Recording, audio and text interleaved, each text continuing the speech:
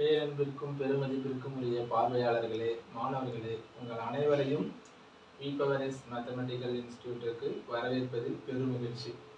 வாங்க, இன்னைக்கு நம்ம 24வது நாள் டிஎன்பிசி மேக்ஸ் பார்க்குறோம்.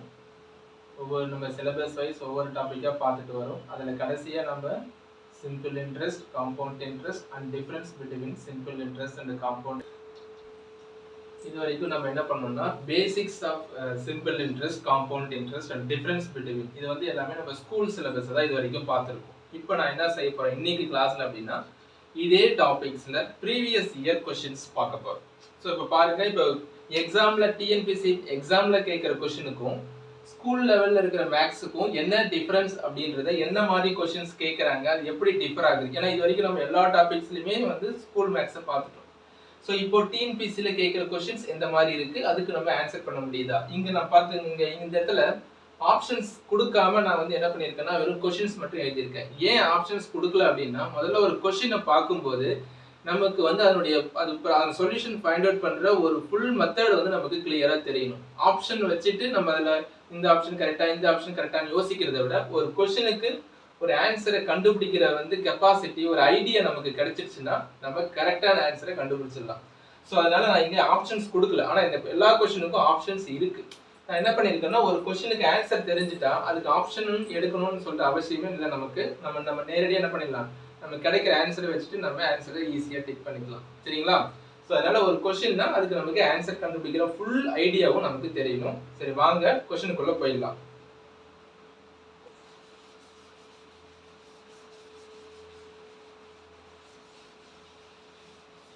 சரி, ஃபர்ஸ்ட் क्वेश्चन பார்க்கலாமா? ஃபர்ஸ்ட் क्वेश्चन பாருங்க. In how much time will a sum of 1600 amounts to 1852.20 at 5% per annum in CI னா compound interest.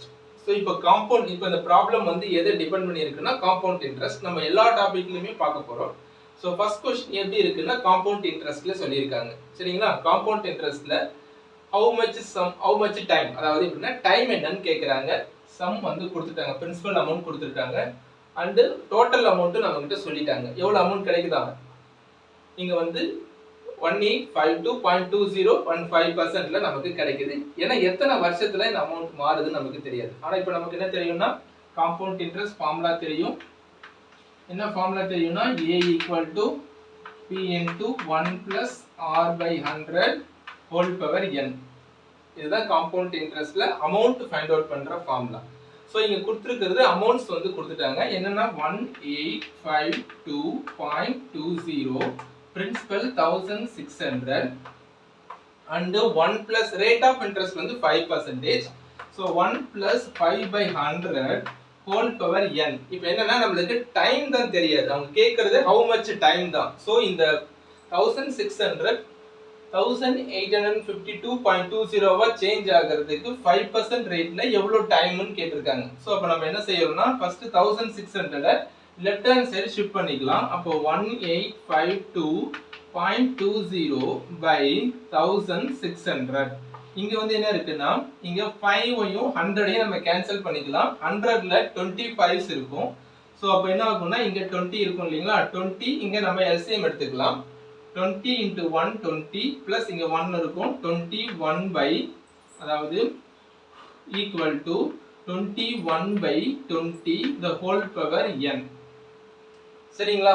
சோ இப்போ லெஃப்ட் ஹேண்ட் சைடுல வந்து நம்ம ஒரு சின்னதா அட்ஜஸ்ட் பண்ண போறோம். இங்க டெசிமல் நம்பர் இருக்கு. ஆனா இங்க நம்ம என்ன பண்ண போறோம்னா நமக்கு n தான் நமக்கு தேவையில்லையா. அப்படின்னா என்ன இருக்கும், என்ன இந்த மாதிரி கான்செப்ட்ல நம்ம ஏற்கனவே ப்ராப்ளம் சால்வ் பண்ணியிருக்கோம். என்ன மாதிரி சால்வ் பண்ணியிருக்கோம் அப்படின்னா பேஸ் சேமா இருந்தா பவர் ஈக்குவலா இருக்கும் அப்படின்றதுதான் நம்மளுடைய concept.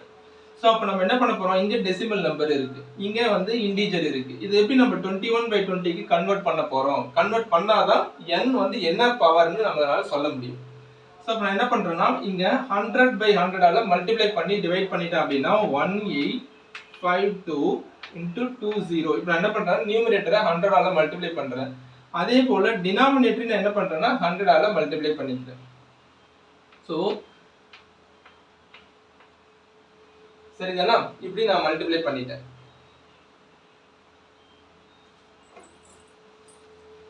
equal to 20. So right hand சைடில் 21/20 the whole power n. சரிங்களா? ஸோ இப்போ நான் என்ன பண்ணியிருக்கேன்னா இந்த டெசிமல் நம்பர் போகிறதுக்காக 100/100ஆல் மல்டிப்ளை பண்ணிட்டேன். இப்போ இங்கே ஒரு சைபர் இங்கே ஒரு சைபர் நம்ம கேன்சல் பண்ணிக்கலாம். சரிங்களா? சைபர் சைபர் கேன்சல் பண்ணிட்டோம்னா நமக்கு என்ன இருக்கும்? இங்கே 18,522 16,000 இருக்கு இல்லைங்களா? இப்போ நான் என்ன பண்ணுறேன்னா இந்த நம்பர்ஸை வந்து நம்ம 2 டேபிளில் கேன்சல் பண்ணிக்கலாம். ஃபர்ஸ்ட் 2 டேபிளில் கேன்சல் பண்ணிட்டோம் அப்படின்னா இங்கே என்ன இருக்கும்? 9 2s are 18, 2 2s are 4, balance 1, 6 2s are 12 and 1 2s are 2. இங்க இது என்ன 2 டேபிள்ல கேன்சல் பண்ணோம்னா 8 2s are 16 and இங்க என்ன இருக்குன்னா 8000 இருக்கு. 21/20 the whole power n. சரிங்களா? சோ இப்போ இந்த 9261ன்றது என்ன அப்படினு பாத்தீங்கன்னா 21 கியூப். இது 8000ன்றது என்ன அப்படினா 20 ஓட கியூப். அப்ப பாத்தீங்கன்னா equal to 21/20 the whole power n. Already நான் உங்ககிட்ட சொல்லியிருக்கேன் சில பர்ஃபெக்ட் கியூப்ஸ் அண்ட் பர்ஃபெக்ட் ஸ்கொயர்லாம் நம்ம தெரிஞ்சு வச்சிட்டோம் அப்படின்னா சிம்பிளிஃபிகேஷன் ரொம்ப ஈஸியா இருக்கும். அதனால பாருங்க 21 கியூப் தான் வந்து 9261, 20 ஓட கியூப் தான் 8000. சோ இதுல இருந்து நமக்கு என்ன தெரியுது அப்படின்னா n equal to 3. அப்போ how much time will a sum, அதாவது 1600 1852.20 at the rate of interest 5% இன்ட்ரெஸ்ட்ல change ஆகும் அப்படின்னா நமக்கு 3 இயர்ஸ் தேவைப்படுது. புரியுதுங்களா? சரி, இப்போ அடுத்த क्वेश्चन பார்க்கலாமா?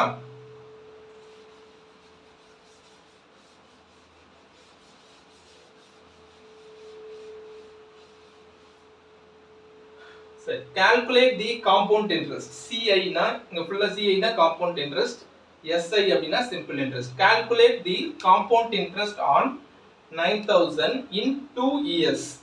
When the rate of interest for first year is 10%, second year is 12%.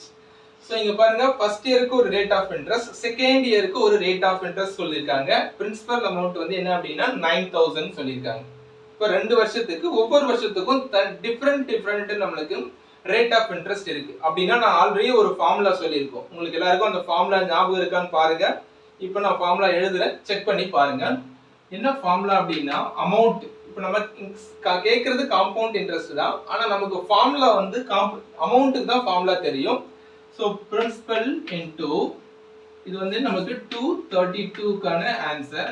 A equal to principal 1 plus R1 by 100 into 1 plus R2 by 100. எத்தனை வருஷத்துக்கு? 2 இயர்ஸ் கொடுத்திருக்கிறதுனால ரெண்டு டேர்ம் எழுதி இருக்கோம். சோ ஒவ்வொரு வருஷத்துக்கும் ஒரு டிஃபரண்ட் ரேட் ஆஃப், அதனால R1 வந்து நம்ம என்ன பண்ணிக்கலாம் 10% எடுத்துக்கலாம். R2 வந்து என்ன பண்ணிக்கலாம் 12% அப்படின்னு எடுத்துக்கலாம். பிரின்சிபல் நமக்கு 9000 தான். ஃபர்ஸ்ட் அமௌண்ட்டை கண்டுபிடிப்போம், தென் கடைசியா காம்பவுண்ட் இன்ட்ரெஸ்ட் கண்டுபிடிச்சிக்கலாம். அப்போ 9000 into 1 plus 10/100 இது ஃபர்ஸ்ட் இயருக்கு, then 1 plus 12/100 இது என்னது செகண்ட் இயருக்கு. சோ இப்போ நம்ம என்ன பண்ணிக்கலாம், இங்க ஒரு சைபர் கேன்சல் பண்ணிக்கலாம். இத வந்து 4 டேபிள்ல நம்ம கேன்சல் பண்ணிக்கலாம். 4 டேபிள்ல பண்ணோம் அப்படினா 3 4s are 12. இங்க வந்து என்ன இருக்கும்னா 25 4 வந்து 100 இருக்கும். இங்க LCM எடுத்துக்கலாம். சோ 9000 into இங்க என்ன ஆகுதுன்னா பாருங்க இங்க 10 இருக்கு. LCM எடுத்தீங்கன்னா 10 plus 1 11/10 into இங்க என்ன ஆகுது பாருங்க 25 plus 3 அப்படினா 28/25. சரிங்களா? சோ இப்போ ஒரு 0 நம்ம கேன்சல் பண்ணிக்கலாம். 25ல எத்தனை 25ல 900 கேன்சல் பண்ணிக்கலாமா? 125. இங்க என்ன பண்ணலாம் 90ல 325 இருக்கும். 325 என்னதுன்னா 75. சோ 75 போச்சுனா பேலன்ஸ் வந்து என்ன இருக்கும்னா 15 இருக்கும். 15ல ஒரு 0 எடுத்துட்டீங்கன்னா 150 ஆயிடும். 150ல எத்தனை 25 இருக்கும்? 625 இருக்கும். சரிங்களா? சரி, இப்போ into 11 into 28. சோ இத நம்ம மல்டிப்ளை பண்ணிட்டோம் அப்படினா நமக்கு என்ன கிடைக்கும்? அமௌண்ட் கிடைக்கும். அமௌண்ட் வந்து என்ன கிடைக்கும்னா 11088 கிடைக்கும் நமக்கு. சரிதானா? 11088. சோ இப்போ क्वेश्चन என்ன அப்படினா calculate the compound interest கேக்குறாங்க. அப்போ என்ன பண்றோம்? compound interest அப்படினா நமக்கு தெரியும் amount minus principal. கரெக்ட்டுங்களா? சோ அப்ப என்ன ஆகுது 11088 minus 9000. சோ ஆன்சர் வந்து பாத்தீங்கன்னா 2088. ஓகேங்களா? ஸோ ஆல்ரெடி நம்ம போட்டிருக்கோம். இது நம்ம கிளாஸ் ஸ்கூல் மேக்ஸ் தான் நம்ம இது வரைக்கும் பார்த்துருந்தோம் இல்லைங்களா. இப்போ டிஎன்பிசி கொஸ்டின்ல காம்பவுண்ட் இன்ட்ரெஸ்ட் ஒரு டிஃப்ரெண்டான ப்ராப்ளம் நம்ம பார்க்குறோம். டிஃப்ரெண்ட், அதாவது ஒவ்வொரு வருஷத்துக்கும் ஒவ்வொரு ரேட் ஆஃப் இன்ட்ரெஸ்ட்ல காம்பவுண்ட் இன்ட்ரெஸ்ட் எப்படி ஃபைண்ட் அவுட் பண்றது. சரி, வாங்க தேர்ட் கொஸ்டினுக்குள்ள போகலாம். A certain sum in simple interest scheme. இப்போ இந்த கொஸ்டின் வந்து எதுல வருது அப்படின்னா சிம்பிள் இன்ட்ரெஸ்ட்ல பார்க்கலாம்.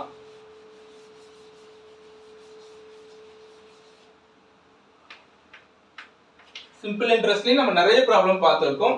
A certain sum in simple interest scheme amounts to 8880 in 6 years and 7920 in 4 years. Find principal and rate of interest. இங்க ரெண்டு டேட்டா வந்து கேட்டிருக்காங்க. பிரின்சிபலும் கொடுக்கல, ரேட் ஆஃப் இன்ட்ரெஸ்டும் கொடுக்கல. ஆனா அதுக்கு பதிலா என்ன சொல்லியிருக்காங்க, அந்த ஒரு அமௌண்ட் வந்து 6 இயர்ஸ்ல வந்து 8880 ஆகவும் 4 இயர்ஸ்ல 7920 ஆகவும் மாறுது அப்படின்னு அந்த க்ளூ மட்டும் தான் நம்ம கிட்ட கொடுத்துருக்காங்க. இப்போ நம்ம இதை வச்சுட்டு எப்படி பிரின்சிபல் கண்டுபிடிக்க போறோம். ஆனா இதுல ஒரு அட்வான்டேஜ் என்ன அப்படின்னா, இந்த கொஸ்டின் வந்து belongs to simple interest. Simple interest அப்படின்னா எத்தனை வருஷத்துக்கு சிம்பிள் இன்ட்ரெஸ்ட் எடுத்தாலுமே அது ஃபிக்ஸ்டு.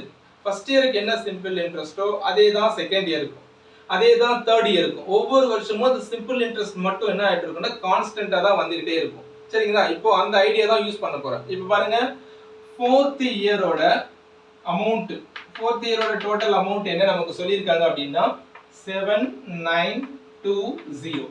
சரிங்களா, 4 இயர்ஸ்க்கு அப்புறம் நம்மளுக்கு ஒரு அமௌண்ட் வந்து கிடைக்குது. அதே போல 60 இயர்லயும் நமக்கு அமௌண்ட் வந்து என்ன கிடைக்குதுன்னா 8880 நமக்கு கிடைக்குது.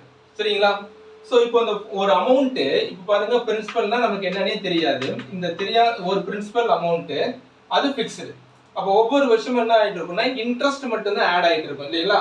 அப்போ ஃபோர்த் இயர்ல இருந்து 7920, 6th இயருக்கு 880 அமௌண்ட் மாறி இருக்கு. இதுல பிரின்சிபல் ஃபிக்ஸ்டு. அப்போ இன்ட்ரெஸ்ட் மட்டும் தான் ஆட் ஆயிட்டு என்ன பண்ணிருக்கோம், 6th இயர்ல இது 8880 மாறி இருக்கும். சரிங்களா, என்னோட ஐடியா என்ன அப்படின்னா, நான் என்ன பண்ண போறேன், 6th இயர்ல இருந்து 4th இயரோட அமௌண்ட்டை சப்ட்ராக்ட் பண்ணிக்கிறேன். அப்படின்னா 8880 7920 இதை மட்டும் நான் சப்ட்ராக்ட் பண்ணிக்கிறேன்.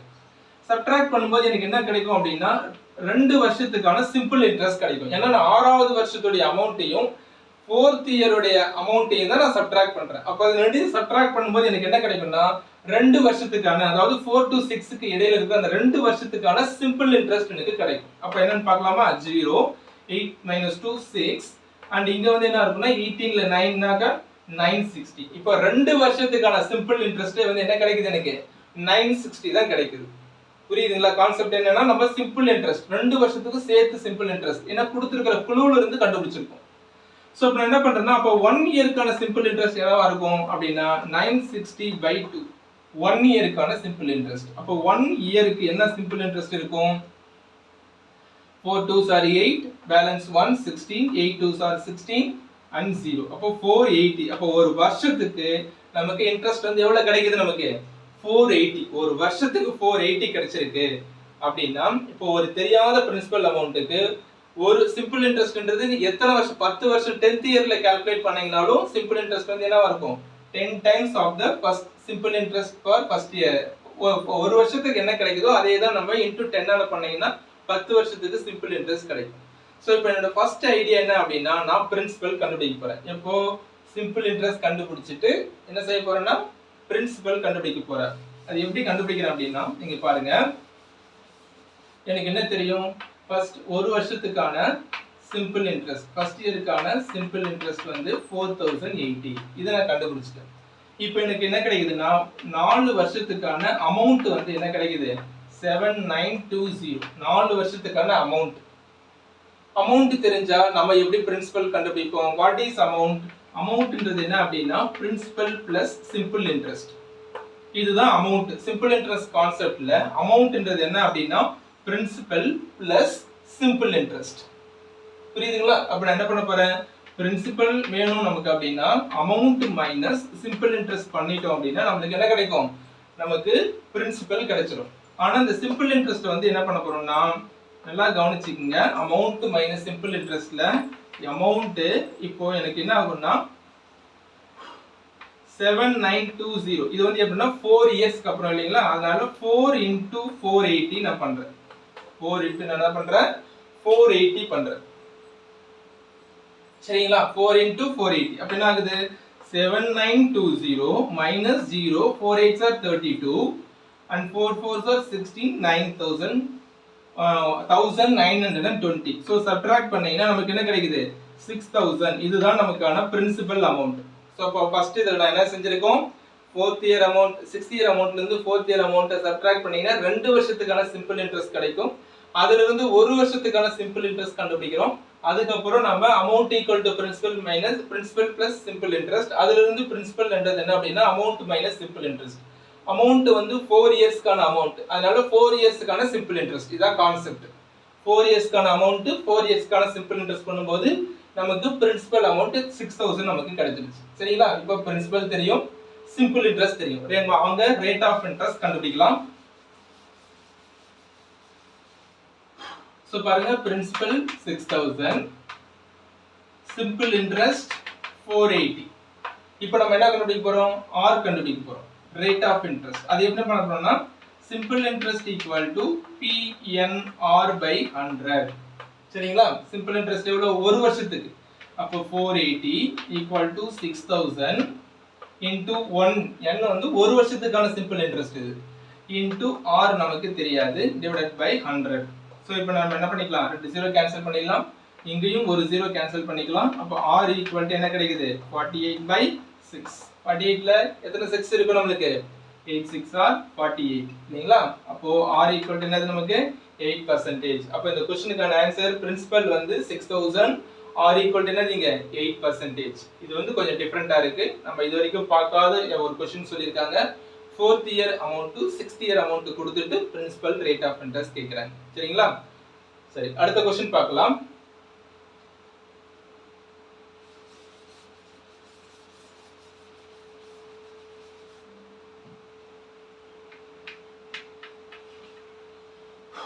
சரி, find the simple interest on 7500 at 8% in 1 year 6 month. So இது ரொம்ப சிம்பிள் क्वेश्चन. உங்களுக்கு ஈஸியா ஐடியா தெரிஞ்சிருந்தா நீங்க பாஸ் பண்ணிட்டு வொர்க் அவுட் பண்ணிட்டு ஆன்சர் வெரிஃபை பண்ணி பாருங்க. இருந்தாலும் நான் இங்க சால்வ் பண்றேன். ஃபர்ஸ்ட் பிரின்சிபல் என்ன சொல்லிருக்காங்க அப்படினா 7500 and R equal to 8% and N equal to 1 year 6 month சொல்லிருக்காங்க. அப்படினா 1 year 6 monthனா 6/12 year னு நம்ம கன்வர்ட் பண்ணிக்கலாம். அதாவது 1/2 year. சரிங்களா? 1 6 are 6, 2 6 are 12. அதாவது 3/2 years. அப்ப n ன்றது நம்ம என்ன பண்ணிக்கலாம் அப்படினா 3/2 னு மாத்திக்கலாமா? சோ சிம்பிள் இன்ட்ரஸ்ட்ல நம்ம அவங்க வந்து 1.5 வருஷத்துக்கு சொல்லிருக்காங்க.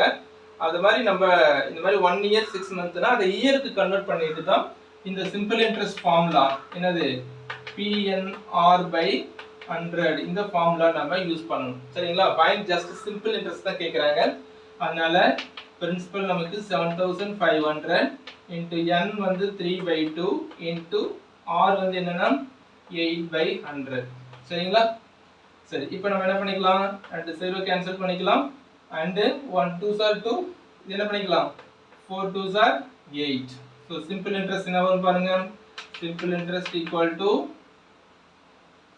75 into 3 into 4. சரிங்களா? 75 into 3 என்னது? 225 ஆ? 75 into 3 225 and 225 into 4 போட்டீங்கன்னா 20 and balance 2 2 4s are 8 0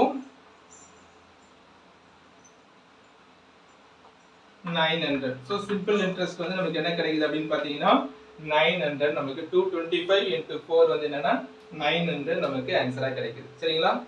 ஆனா இதுல என்ன ஒரு டிஃபரண்டா என்ன சொல்லிருக்காங்கன்னா இயர் வந்து ஃபிராக்ஷன்ல இருக்கு. அந்த டைப்ல சிம்பிள் இன்ட்ரஸ்ட் ஈஸியா கண்டுபிடிக்கிறது என்ன அப்படின்றது தான். சரிங்களா? சரி, வாங்க நம்ம அடுத்த क्वेश्चन பார்க்கலாம்.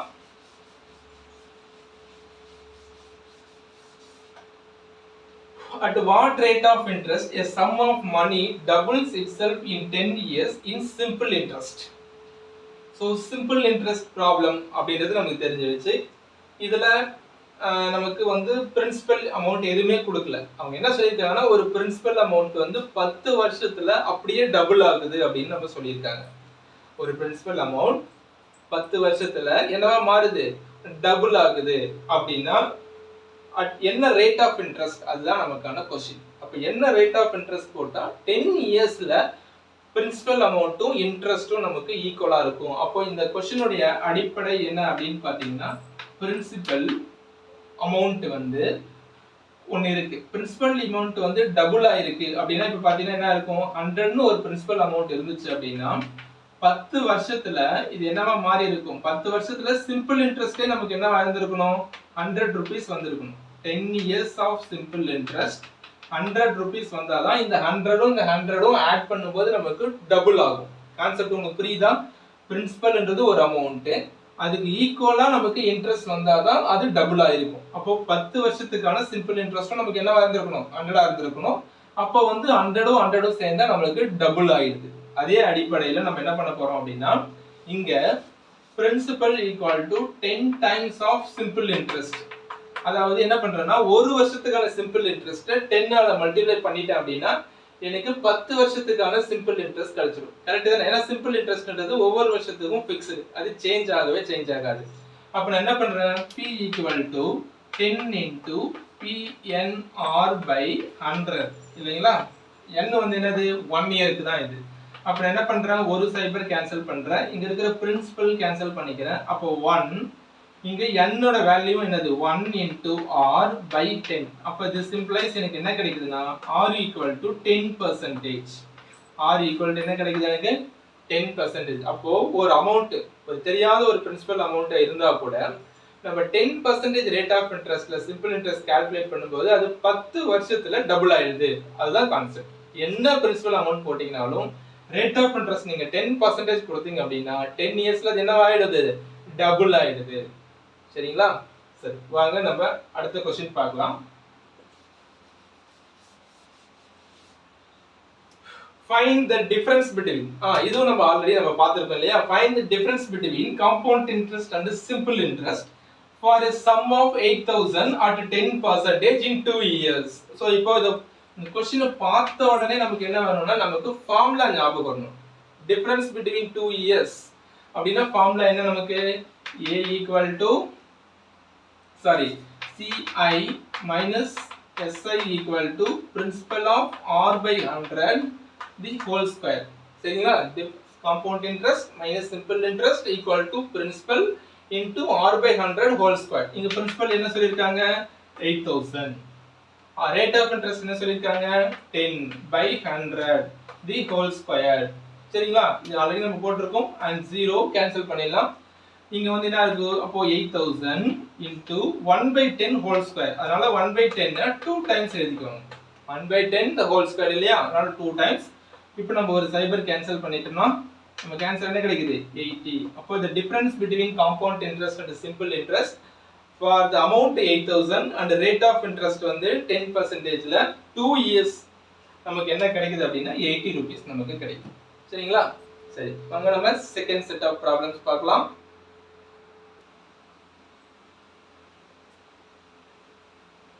Okay, வாங்க செகண்ட் செட் ஆஃப் ப்ராப்ளம்ஸ் பார்க்கலாமா? சரி, first question, at what rate of interest compound interest per annum will 640 amount to 774.40 in 2 years? இப்போ compound interest நமக்கு சொல்லிட்டாங்க, rate of interest தெரியாது, principal amount நமக்கு தெரியும் 640 and total amount தெரியும், அது 774.40. so 237ல என்னென்ன சொல்லிருக்காங்க, பிரின்சிபல் நமக்கு 640 தெரியும், அமௌண்ட் வந்து 774.40 நமக்கு சொல்லிருக்காங்க, and இயர் வந்து 2 இயர், n equal to 2. இப்போ என்ன தெரியாதுன்னா r நமக்கு தெரியாத வேல்யூ இல்லையா? சரி, இப்போ அமௌண்ட்டுக்கான ஃபார்முலா தெரியும், a equal to p into 1 plus r by 100 whole power n. சரிங்களா? இதான் நமக்கான ஃபார்முலா. அமௌண்ட்ல வந்து 774.40 equal to 640 into 1 plus r by 100 whole power 2. இப்போ r நமக்கு தெரியாது. சோ இப்போ நாம என்ன பண்ணிடலாம், 640 774.40 by 640 equal to 100 plus r by 100 the whole square. இதான் நமக்கு தெரியும் இல்லைங்களா? இங்க எல்சிஎம் எடுத்து நம்ம எழுதியிருப்போம். இங்க டெசிமல் நம்பர் இருக்கு. ஏற்கனவே நம்ம நியூமரேட்டர்ல டெசிமல் நம்பர் இருந்தா என்ன பண்ணணும், 100/100 ஆல மல்டிப்ளை பண்ணிக்கலாம். அப்ப என்ன ஆகுதுன்னா 77440/640 ஆல்ரெடி அங்க இருக்கு. இப்போ ஒரு 100ன்றதுனால 2 0 மல்டிப்ளை பண்ணிக்கிறோம். இப்போ ஒரு சைபர் நம்ம கேன்சல் பண்ணிட்டோம் அப்படின்னா 100 plus r by 100 the whole squared இருக்கு. சரிங்களா? ஓகேவா? சரி, இப்போ நம்ம என்ன பண்ணிக்கலாம், இதை நம்ம இந்த பேசிஸ்ல நம்ம கொண்டு வர போறோம். சரிங்களா? அப்ப என்ன செய்யலாம் அப்படின்னா, இங்க 7744 இருக்கு, இங்க 6400 இருக்கு. சரியா? இது என்னவா இருந்திருக்க வாய்ப்பு இருக்கு அப்படின்னு பாத்தீங்க அப்படின்னா 7744 வந்து ஏதோ ஒரு ஸ்கொயர் நம்பரா இருந்திருக்கும். சரிங்களா? அப்போ 6400ன்றதும் ஏதோ ஒரு ஸ்கொயர் நம்பரா இருக்கும். 688 ஆர் 64 ஞாபகம் இருக்குங்களா? அப்ப இது என்ன ஆகுதுன்னா டினாமினேட்டர்ல 80 கிடைச்சிரும். நியூமரேட்டர்ல என்ன கிடைக்கும் அப்படின்னு பாத்தீங்கன்னா 77744ன்றது எதோட ஸ்கொயர் அப்படின்னு பாத்தீங்கன்னா 88. the whole squared equal to 100 plus r by 100 the whole square. சரிங்களா? சோ இப்போ நம்ம என்ன பண்ணிட்டோம், இந்த மாதிரி ஒரு ஸ்டேஜ்ல கொண்டு வந்து ஸ்டாப். இங்க வந்து 88/80 அப்படின்னு சொல்லியிருக்கோம். Whole squared equal to 100 plus r by 100 அப்படின்னு சொல்லிட்டு நம்ம சொல்லியிருக்கோம். சரிங்களா? சரி, இப்போ என்ன ஆகுதுன்னா பவர் வந்து ஈக்குவலா இருக்கு. எக்ஸ்போனன்ட் ஐடியா தான். பவர் ஈக்குவலா இருக்கும்போது நம்ம என்ன பண்ணிக்கலாம்னா பேசஸ் ஆர் ஈக்குவல் அப்படின்னு நம்ம சொல்ல போறோம். அந்த ஐடியா தான். ஸோ அந்த ஐடியா யூஸ் பண்ணும்போது நமக்கு என்ன கிடைக்குது அப்படின்னா, நல்லா பார்த்துக்குங்க. இது வந்து நம்ம சிம்பிளிஃபை கூட பண்ணிக்கலாம். என்ன சிம்பிளிஃபை பண்ணிக்கலாம்னா 11 8s are 88. கரெக்ட்டுங்களா? 11 8s are 88 by 10 8s are 80 அப்படி கூட நம்ம சொல்லிக்கலாம். இது வந்து என்ன பண்ணிக்கலாம் 11/10 the whole square அப்படின்னு கூட நம்ம சொல்லிக்கலாம். அதாவது 11/10 the whole square equal to 100 plus r by நமக்கு என்ன கிடைக்குது 100 the whole square. இப்போ பேஸ் ரெண்டு ஈக்குவல் பண்ண போறோம். this implies நம்ம என்ன சொல்ல போறோம்னா 11/10 equal to 11/10 equal to 100 plus r by 100 நம்ம சொல்லிக்கலாம். சரிங்களா? சோ இது வந்து ஒரு சைபர் நம்ம கேன்சல் பண்ணிட்டோம் அப்படின்னா இங்க என்ன ஆகுது 10 into 11 வந்து 110 equal to 100 plus r. r 110 equal to 100 plus r. this implies நமக்கு என்ன கிடைக்கும்னா r equal to 110 minus 100 கிடைக்கும். அதாவது r equal to 10%. r equal to நமக்கு என்ன கிடைக்குதுன்னா 10%. உங்களுக்கு புரியலனா இங்க பாருங்க.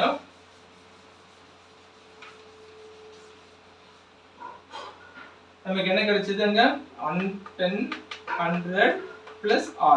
சோ இப்போ நான் என்ன செஞ்சிருக்கேன்னா r equal to 110 minus 100 அதாவது r equal to 10% நம்ம ஃபைண்ட் அவுட் பண்ணிருக்கோம். சரிங்களா?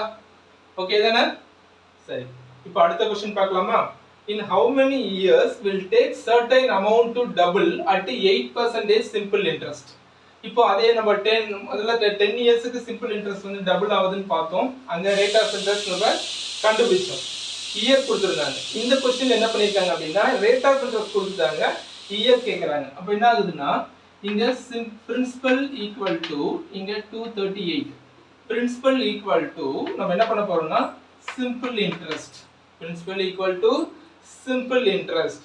என்ன கேக்குறாங்க இந்த இடத்துல how many years னு கேக்குறாங்க. அப்ப நான் என்ன செய்றேன் அப்படினா principal equal to PNR by 100 year தான் நமக்கு கேக்க 8 rate of interest கொடுத்துட்டாங்க. சோ அப்ப நான் என்ன பண்றேன் p கேன்சல் பண்ணிட்டேன்னா 100 equal to n into r ன்றது என்ன சொல்லிருக்காங்கன்னா 8% சொல்லிருக்காங்க. சரிங்களா? அப்ப n equal to என்ன அப்படினா 100/8. 100/8 னா என்னது? நமக்கு 12 8s are 96. அப்ப பேலன்ஸ் வந்து 4/8 கிடைக்கும். இல்லீங்களா? அப்ப என்ன இத கேன்சல் பண்ணோம் அப்படினா 12 into 1/2. அப்போ n வந்து என்ன ஆகுதுன்னா 12.5 years. அப்போ ஒரு பிரின்சிபல் அமௌண்ட் வந்து டபுள் ஆகிறதுக்கு நமக்கு 12.5 years தேவை. எப்போ ரேட் ஆஃப் இன்ட்ரஸ்ட் 8% இருந்துச்சு அப்படின்னா நமக்கு பிரின்சிபல் அமௌண்ட் என்ன பிரின்சிபலா இருந்தாலும் அது டபுள் ஆகணும் அப்படின்னா 12.5 வருஷம் நம்ம வெயிட் பண்ணணும். அதே 10% அப்படின்னா 10 வருஷத்துலயே அது டபுள் ஆயிடும். இது போன क्वेश्चन நம்ம பார்த்தது. இப்போ 8% அப்படின்னா 12.5 வருஷம் எடுக்குது. அப்போ ஒவ்வொரு ரேட் ஆஃப் இன்ட்ரஸ்ட்டுக்கும் அந்த அமௌண்ட் டபுள் ஆகணும் அப்படின்னா இயர்ஸ் வந்து இன்க்ரீஸ் ஆகிட்டே இருக்கு. குறைய குறைய நமக்கு என்ன ஆகுதுன்னா இயர்ஸ் வந்து இன்க்ரீஸ் ஆகுது. சரிங்களா? சரி, இப்போ 239 பார்க்கலாமா? சரி,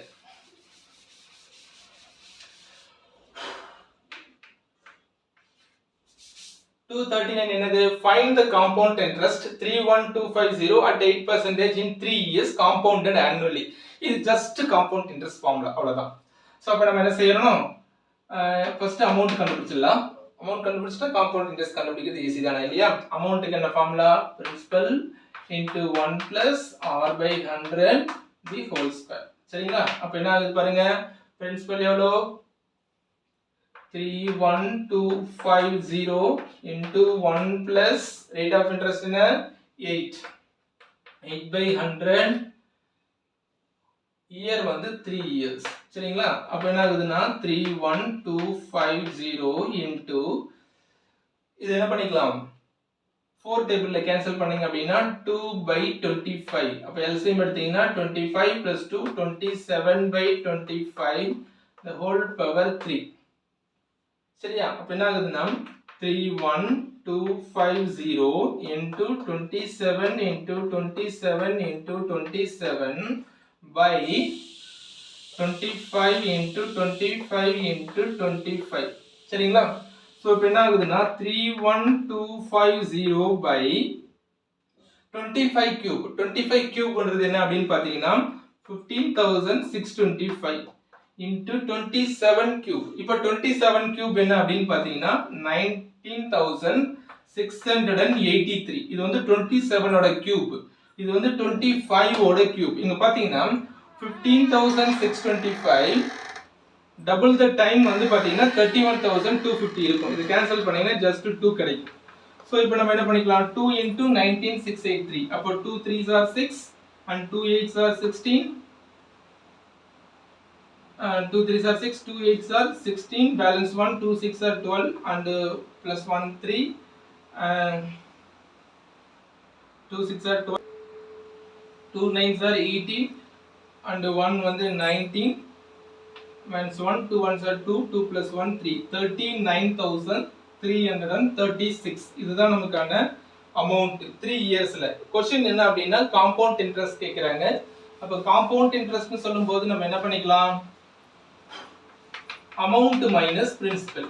அப்ப அமௌண்ட் வந்து என்ன அப்படினா 39366. பிரின்சிபல் அமௌண்ட் என்ன நமக்கு? 31250. so subtract பண்ணிக்கலாமா? 6 6 5 ல 1 3 2 நால 1 and 9 minus 1 என்ன அப்படினா 8. அப்போ நமக்கான காம்பவுண்ட் இன்ட்ரஸ்ட் அப்படி என்னன்னு பாத்தீங்கன்னா 8116. இதுதான் நமக்கான காம்பவுண்ட் இன்ட்ரஸ்ட். இது வந்து ஜஸ்ட் காம்பவுண்ட் இன்ட்ரஸ்ட் தான். ஆல்ரெடி நம்ம ஸ்கூல் ப்ராப்ளம் போட்டுருக்கோம் இல்லையா? இருந்தாலும் எக்ஸாம்ல கேட்கும்போது நம்பர்ஸ்லாம் அவங்க சேஞ்ச் பண்ணிருக்காங்க. இது நம்ம பார்த்த ப்ராப்ளம் கிடையாது. இருந்தாலும் சிமிலர் ப்ராப்ளம்ஸ் தான் கேக்குறாங்க. நல்லா நம்ம கான்செப்ட்ல தெளிவா இருந்தா தான் நம்ம ஆன்சர் பண்ண முடியும். சரி வாங்க லாஸ்ட் क्वेश्चन பார்க்கலாம். The difference between simple interest and compound interest, the sum of 12000 at 10% in 2 years.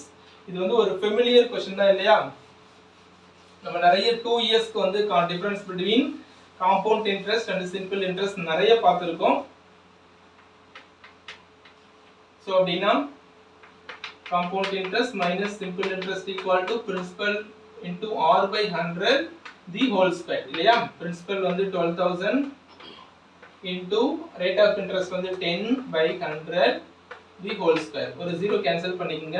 இப்போ 12000 into 1 by 10 into 1 by 10. ஏன்னா மேல whole square இருக்கு. சோ இப்போ ஒரு 0 ரெண்டு 0 கேன்சல் பண்ணிட்டீங்க அப்படினா 12000 இல்லையா? சரி. ரெண்டு 0 கேன்சல் பண்ணீங்க அப்படினா ஆன்சர் என்னது உங்களுக்கு?